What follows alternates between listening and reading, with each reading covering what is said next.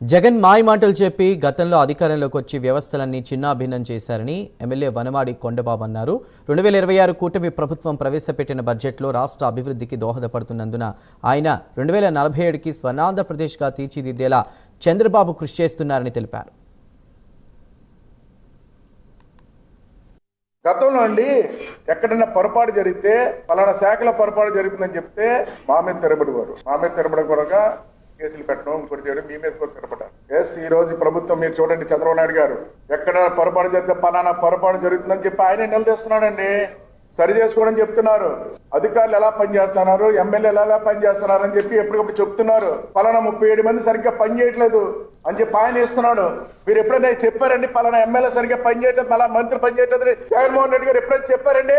బాగా పని చేయట్లేదని చెప్తారు, బాగా పనిచేస్తారని చెప్తున్నారు. మంత్రులు తప్పు చేస్తే మంత్రులు మీరు సరి చేసుకోండి, ఇక్కడ పొరపాటు జరుగుతుందని చెప్తారండి. అలాగే ఎప్పుడైనా చెప్పారా జగన్మోహన్ రెడ్డి అని అడుగుతున్నా. గత ప్రభుత్వంలో పాత్రికేయులు చెప్పాలండి, బయటికి వెళ్తానండి ఆంధ్ర రాష్ట్రం చెప్పుకొని సిగ్గుపడిపోయారండి. బూతులు మాట్లాడతారు, ఆంధ్ర రాష్ట్రం ఎమ్మెల్యేలు మంత్రులు బూతులు మాట్లాడతారని చెప్పి సిగ్గుపడిపోయారు చెప్పుకొని. బూతులు తిడతా ఉంటే ఈ మంత్రి కొడాలని బూతులు తిడతారు ఎవరంటే శివసేన మంత్రి అని అలా తెలిసిందండి వాళ్ళ శాఖ, అంతే తప్ప శాఖ పరంగా మంత్రి అనేది తెలియదండి ఎవరికి కూడా. బూతులు తిడితేనే ఆ మంత్రి ఎవరో ఏంటని అడిగితే పలానా శాఖ అని తెలిసిందండి.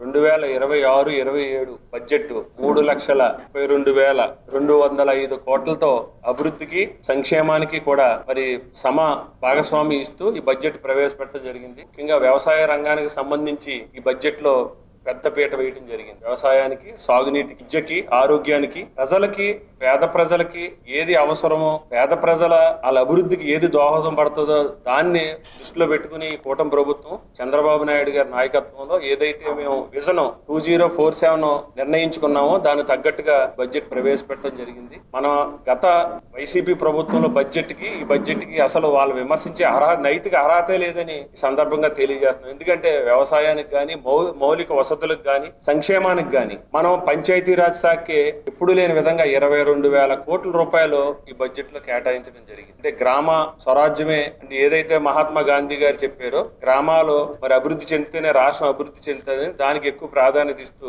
ఈ రోజు మరి గ్రామాల్లో మౌలిక వసతులకు గాని, త్రాగునీరికి, ముఖ్యంగా జలజీవన మిషన్